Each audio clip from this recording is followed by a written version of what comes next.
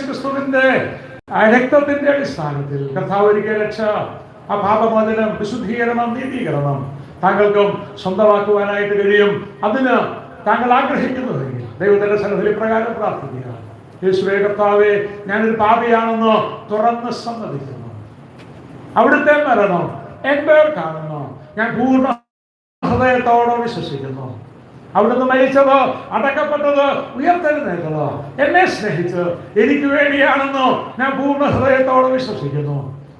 ഞാൻ പാപത്തിന്റെ വഴിയിൽ ദൈവമേ അങ്ങയിൽ നിന്ന് അകന്ന് വളരെ സഞ്ചരിച്ചു. എന്റെ രക്ഷയ്ക്ക് വേണ്ടി പല കർമ്മങ്ങൾ ഞാൻ ചെയ്തു, അവയൊന്നും എന്നെ രക്ഷിച്ചില്ല. പല സ്ഥലങ്ങളിൽ ഞാൻ പോയി, അവിടെ ഒന്നും എനിക്ക് രക്ഷ ലഭിച്ചില്ല.